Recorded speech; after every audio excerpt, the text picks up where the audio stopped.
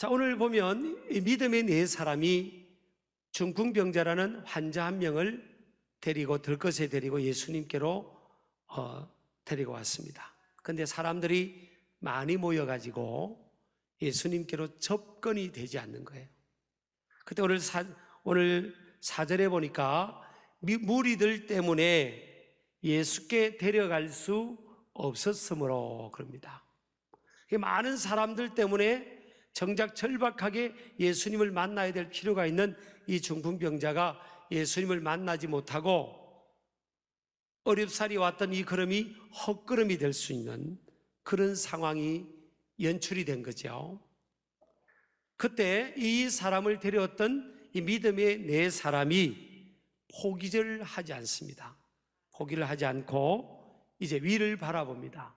위를 바라보니까 위에 지붕이 있는 거예요. 그래서 지붕 위로 올라가서 자기 집이 아니지만 지붕을 뜯습니다. 지붕을 뜯고 그 환자를 들것에 실어서 예수님께로 달아내립니다. 그 광경을 예수님이 보셨다 그랬어요. 그 광경을 보시고 저희의 믿음을 보신 후에 작은 자야 내 죄 사함을 받았느니라. 아니 왜 그 죄가 용서를 받았죠? 보통 우리가 죄가 용서받으려면 이 구원의 원리, 신학적인 구원의 그런 구속의 은총의 원리가 자기 믿음이죠. 자기 믿음. 예수님을 내가 구세주로 믿어야 구원을 받고 믿어야 예수 그리스도의 구속의 은총, 대속의 은총으로 인해서 우리 죄가 용서를 받는데 오늘 5절에 보니까 예수께서 그들의 믿음을 보시고 그랬어요. 예수님께서 그들의 믿음을 보시고 작은 자야 내 죄 사함을 받았다. 그러니까 이 한 사람을 중풍 환자를 데려온 그 사람들의 믿음이 아마 좋았던 것 같아요. 그 사람들의 믿음 까닭에 내가 네 죄를 사해준다.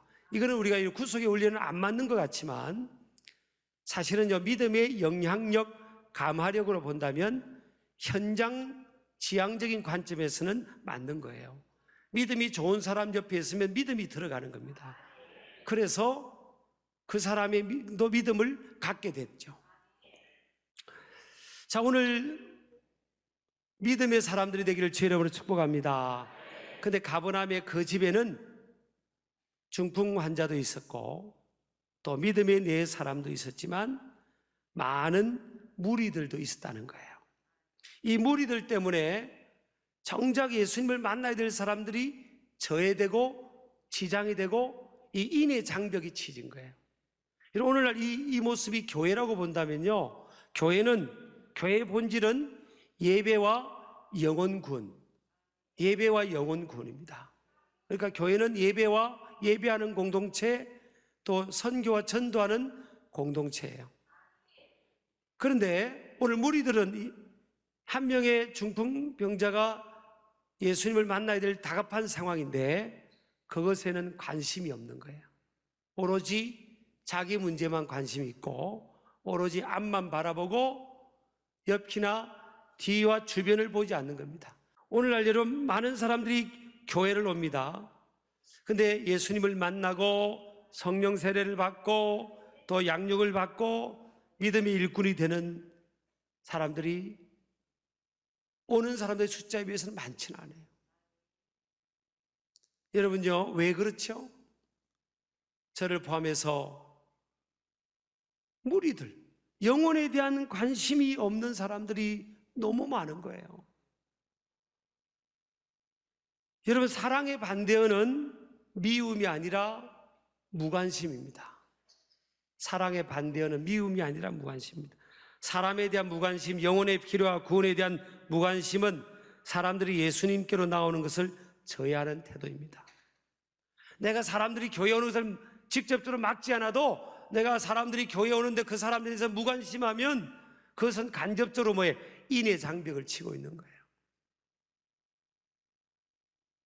여러분, 그 안에 사람들이 못 들어오면 입장 바꾸고 생각하면 쉽지 않은 거예요. 한 사람이 교회를 왔는데 이 교회라는 공동체에 뿌리를 내리고 함께 동화가 되고 하나의 스피릿을 갖고 공유하고 비전을 공유하고 교제권이 풍성한 여기까지 이렇게 자리를 잡기가 쉽지 않은 거예요. 쉽게 해줘야죠.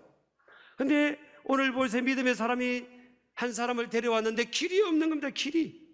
이 사람이 예수님을 만나고 또 그 삶의 문제가 해결받고 또 구원의 확신을 갖고 일꾼이 되는 그 길이 없잖아요. 길이. 교회도 보면요, 어느덧 우리가 교회 우리 교회는 좀 많이 건강한 편에 속고 은혜가 참 충만하고 분위기가 좋지만 우리가 보편적으로 보면 이 교회도 옛날 같이 가는 겁니다. 이게 우리도 모르게 마음의 문턱이 높아졌어요. 문턱이 높아집니다. 한국교회 우리 모두의 문턱이 높아져서 어려운 사람들, 힘든 사람들, 병든 사람들, 그런 사람들에 대한 관심이 덜한 거예요. 옛날에 비해서. 예전에는 아픈 사람도 찾아가고 근사님들, 집사님 정도 기도도 해주고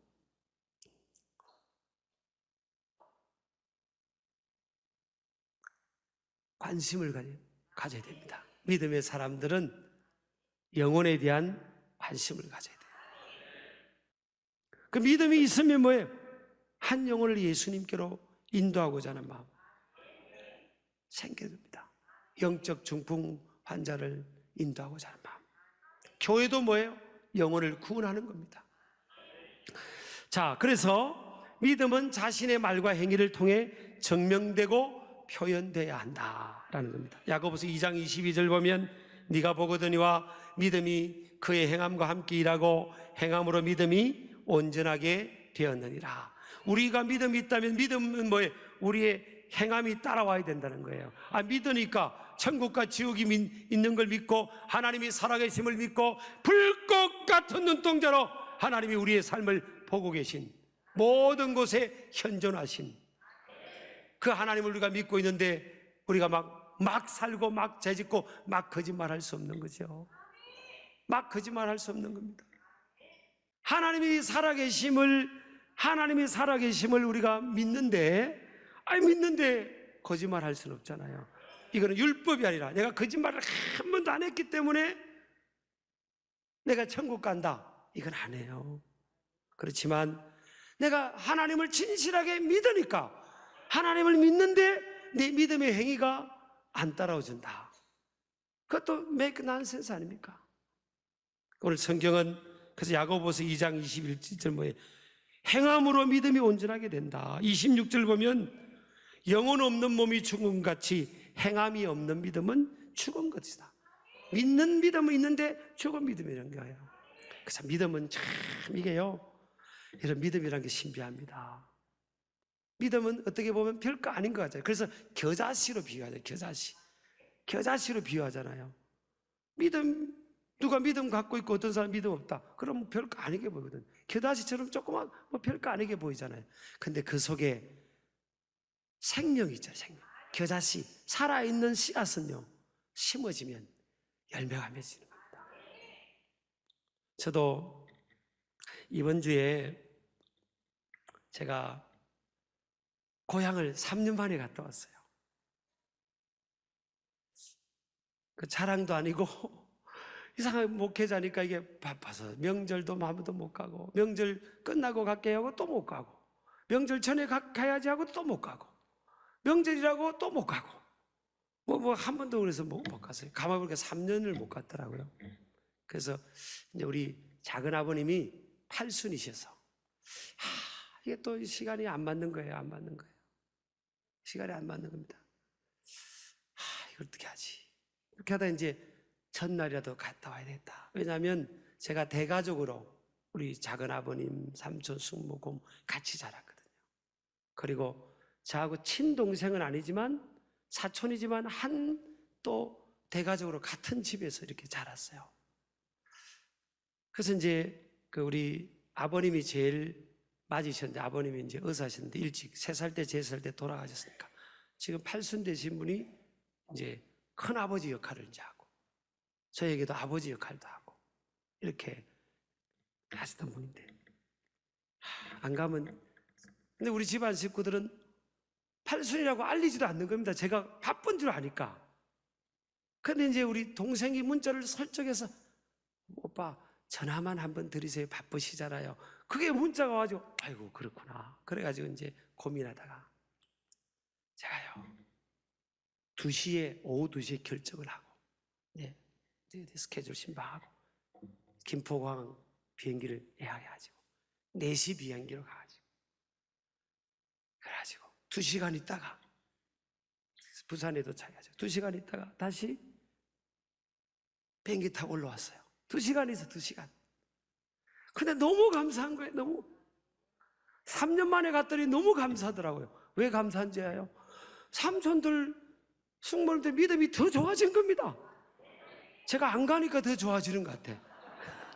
그녀는 제가 가면 제가 예배인대하고 제가 기도해주고 뭐 이랬는데 그래서 삼촌들이 이제 쓰라고 고모도 뭐 숙모 다 믿음이 좋아져가지고 숙모님도 막 권사님이고 또 우리 그 동생들 중에는 목회자도 나오고 또 여동생 남편이 또 조치원 선교회 또 장로님도 이번에 되셨고 이렇게 믿음이 이렇게 보면 다 믿는 거예요. 이렇게 저 혼자 처음에 믿었거든요. 저 혼자 믿었는데 이렇게 할아버지 할머니부터 다 이렇게 제가 무슨 힘이 있었겠어요. 뭐 그냥 꼬살이 끼어서 이렇게 사는 그런 정도 아니었겠습니까? 근데 이게 겨자씨 하나일 만한 이거라도 믿음이 있으면 살아있는 믿음이 있으니까 그러면 이게 세월이 지나지만 이렇게 열매를 맺고 제가 이번에 너무 내가 나를 위해서 잘 갔다 온 겁니다. 너무 고맙다. 또 제가 몇 년 만에 또 못 내려갈지 몰라요. 몇 년 동안. 그렇지만 하나님이 이렇게 또 하시는구나. 여러분요 다 그렇잖아요. 어느 가문이건 우리나라가 언제부터 예수님을 믿었습니까? 예전에는 과거는 믿는 사람이 아무도 없었어요, 사실은. 근데 누군가가 어떤 계획으로 예수를 믿고 그 가문에 씨앗이 떨어진 겁니다. 그래가지고 열매를 맺고 가문이 다 복음화가 되고요. 참 이게 보면 신비한 겁니다. 믿음의 한 사람의 그 경주를 통해서요. 그런 역사들이 일어나는 겁니다. 그런 역사들이. 어떤 경우는 마을 전체에 믿는 사람이 없던 곳이에요. 한 사람이 예수님을 믿고 복음을 들고 와서 그 마을을 다 믿게 하고 그런 경우들이 많이 있잖아요. 두 번째로 여러분 믿음의 사람은 구원이 필요한 영혼들을 결코 포기하지 않습니다. 저는 목회하다가 이제 부교육자 생활도 하고 담임 목회자도 하고 그러지만 어떤 경우는 그럽니다. 해가 바뀌면 그래요. 선생님들 그럽니다. 제가 전도사 때도 그렇고 부교육자 때도 그렇고 전사님, 남목사님 이 출석부를 정리해요. 정리. 왜냐하면 선생님들이요 자기 반 아이들을 출석에 50명을 받아 근데 50명을 근데 나온 애들은 7명, 8명밖에 안 되네. 그 50명을 받은 게 부담스러운 거예요. 부담. 목사님, 전사님 이거 정리해요. 잘 안 나온 애들 다 정리하면 돼요. 그래서 제가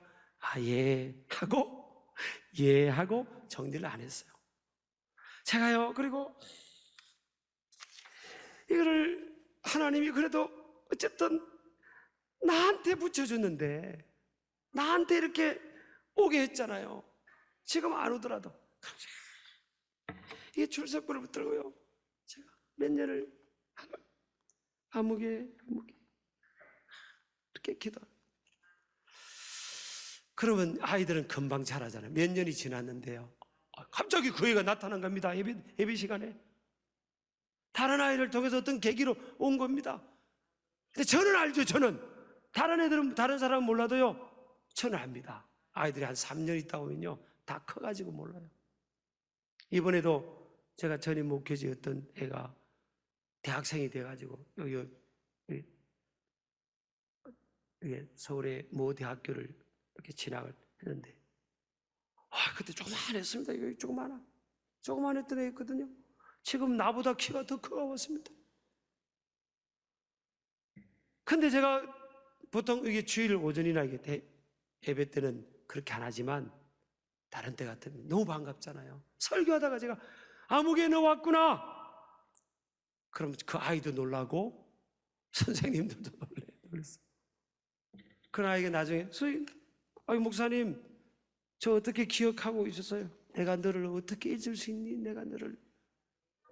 내가 너를 위해서 얼마나 기도했는데.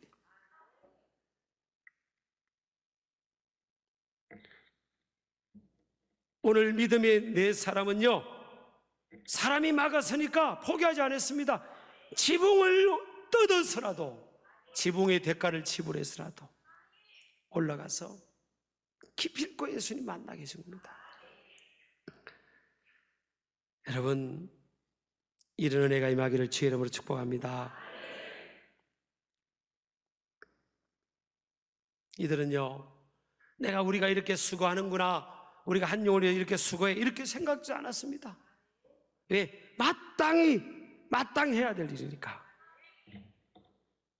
이 세상에서 그 어떤 일보다 영혼 구원을 위해 사는 삶이 최고의 가치가 됨을 아는 사람들이 바로 믿음의 사람들인 줄 믿으시기 바랍니다. 사람이 예수님을 만나는데 제일 걸림돌이 되는 것도 사람이고요, 사람이 예수님을 만나는데 최고의 도움이 되는 이도 사람이에요. 사람. 저와 여러분은 사람들을 실족시키지 않기를 주의 이름으로 축복합니다. 그래서 여러분, 이 마태복음 18장 6절 7절에 보면 누구든지 나를 믿는 이 작은 자 중 하나를 실족하게 하면 차라리 연자 맷돌이 그 목에 달려서 깊은 바다에 빠뜨려지는 것이 나으니라. 누구 때문에 실족하는 경우도 많은 겁니다. 처음 교회 오는 거나 믿음이 약한 사람들은요, 눈이 안 보이는 영이신 하나님을 보고 믿는 게 아니에요. 나 하나님 한번 바로 믿어봐야지, 예수님 한번 바로 믿어봐야지, 이게 아니에요. 그냥 사람 보고 믿는 겁니다. 저 사람이 다니는 교회 나도 한번 다녀보자. 그 사람을 보는데 그 사람이 보니까 덕을 못 세우네. 그래서 떨어지는 경우도 많습니다. 어쩌면 저 때문에 우리 교회 왔다가 떨어지는 사람들도 있을 수도 있어요. 또 이때는 아멘하지 마시기 바랍니다. 본의 아니게 우리를 보는 겁니다. 물론 신앙생활은요, 사람 보고 신앙생활하면 안 되겠죠. 그러면 시험 들 가능성이 많아요. 그렇지만 우리 저와 여러분, 먼저 믿는 우리들은요, 그래, 내가 보여줘야지, 하나님 믿는 거 보여줘야지, 바로 보여주자. 그렇게 우리가 나아가기를 축복합니다. 세 번째, 믿음의 사람은 한 영혼의 가치를 위해 값비싼 대가를 기꺼이 지불하는 사람입니다. 지붕을 뜯었잖아요. 지붕값을 변상해 줄 각오로 지붕을 뜯었습니다. 한 영혼이 천하보다 귀해요. 이 세상에 한 사람만 산다 할지라도 우리 하나님은 하나밖에 없는 아들 독생자 예수님을, 그 영혼을 구원하시기 위해서 보내셨지 않겠습니까? 그렇다면 저와 여러분도 한 영혼의 가치, 한 영혼을 귀하게 하는 겁니다. 우리 선생님들 보면요, 주일학교 선생님, 중고등부 선생님들, 리더들, 또 팀 리더 보면 섬기느라고 어떤 데는 그냥 호주머니도 많이 털리고 카드도 많이 긁고 그럽니다. 저는 제가 주의 이름으로 축복합니다. 영혼을 위해서 살아가는 삶의 가치, 당장은 어려울 수 있겠죠. 지붕 위로 올라가는 것도 힘들고, 지붕을 뜯는 것도 힘들고, 달아내리는 것도 힘들고, 지붕값을 변상해 주는 것도 힘들고, 그런데 하나님께서요, 갚아주십니다. 우리 아멘 하시기 바랍니다. 복음을 위하여 사는 자들은 복음으로 인하여 살리라. 복음을 전하는 사람들은 복음으로 인하여 산다 했어요. 여러분, 선교를 많이 하는 교회치고 역동성이 없는 교회가 어디 있어요? 선교하는 나라 민족치고 망하는 민족이 어디 있습니까? 선교해야 되는데, 복음 전해야 되는데, 하나님의 은혜와 사랑을 흘려보내야 되는데 그거 안 해가지고 힘든 거지. 물론 힘들죠. 우리 교회도 자꾸 선교를 늘리려고, 저도 자꾸 그렇게 개인적으로 그렇게 살려고 하니까 힘들죠. 당장은 힘듭니다. 그러나 그래서 그것 때문에 보세요, 우리 교회 이만큼 평안하고 또 은혜가 넘치고, 또 여러분 자꾸 가만히 보세요. 선교하고 그러면요, 가만히 보세요. 여러분 한번 이렇게 과학적 검증을 해보세요. 이렇게 올라가지 않습니까? 여러분 가정도, 개인도, 교회도 선교하고 베풀고 또 섬기고 영혼을 위해서 살고 섬기하고 그러면요, 다 이렇게 하나님이 올라가게 해주시는 거예요. 올라가 자꾸 올라가면 교회 살림살이도 더 커지고, 성도들의 11조도 자꾸 올라가고. 여러분, 이게 우연입니다.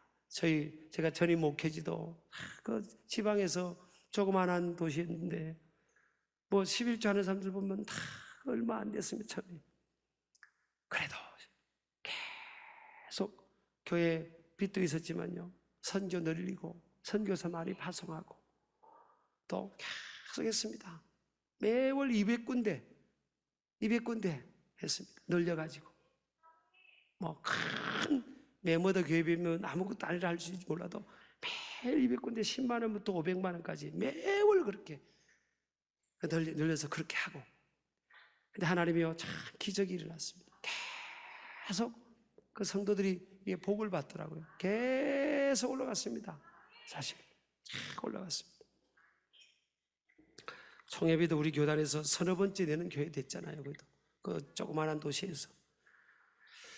자, 여러분, 믿음의 사람은 네 번째입니다. 믿음의 사람은 길이 막힌 한계 상황을 뛰어넘어 길을 찾는 사람들이다. 믿음의 사람들은 길이 막히면요, 내려놓고 포기하거나 그렇게 하지 않습니다. 뛰어넘는 겁니다. 동쪽이 막히면 서쪽이 있고, 서쪽이 막히면 남쪽, 남쪽이 막히면 북쪽이 있어요. 동서남북이 다 막히면 어떻게 되느냐? 위가 있어요. 위를 바라보는 겁니다.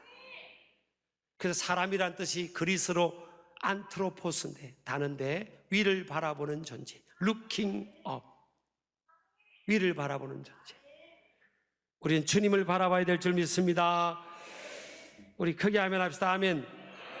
믿음의 사람은 눈앞에 보이는 상황 너머를 바라보는 사람들입니다. 믿음의 사람은요, 불가능한 것 같은 상황에도 가능성을 확신하는 사람들. 믿음의 사람은 하나님의 전능성을 바라보므로 어떤 상황에도 길이 있음을 확신하는 사람들입니다. 어떤 상황에도 길이 있습니다. 길과 진리와 생명 되신 하나님 안에서는 어떤 상황에도 길이 있어요. 영혼을 구원하는 일이든 우리가 살아가는 삶의 현장이든 어떤 상황에도 누군가가 나를 막을 수도 있고 꼬이게 할 수도 있고 또 상황이 어려운 상황을 만날 수도 있어요. 그러나 그 상황에서도 길이 열립니다. 하나님 안에서는 답이 있는 줄 믿습니다. 믿음의 사람에게는 답이 있습니다. 지붕 위로 올라가는 겁니다. 사고의 전환을 하는 거예요. 패러다임 시프트를 하는 겁니다. 사고의 전환. 길이 없는 지붕으로 올라가서 지붕에서부터 길을 내는 겁니다. 길을. 안에 길이 없다, 안 된다, 불경기다, 어렵다, 힘들다, 그런 말 하지 마세요. 믿는 사람들은요, 길을 낼 수 있어요. 하나님 안에 길이 있습니다. 어디로 올라가자고요? 지붕. 다 오늘 예배 마치고 사다리 하나씩 다 사세요. 믿음의 사닥다리 사자고. 믿음의 사닥다리 사고 야곱처럼 막 믿음으로 기도하기를 주의 이름으로 축복합니다.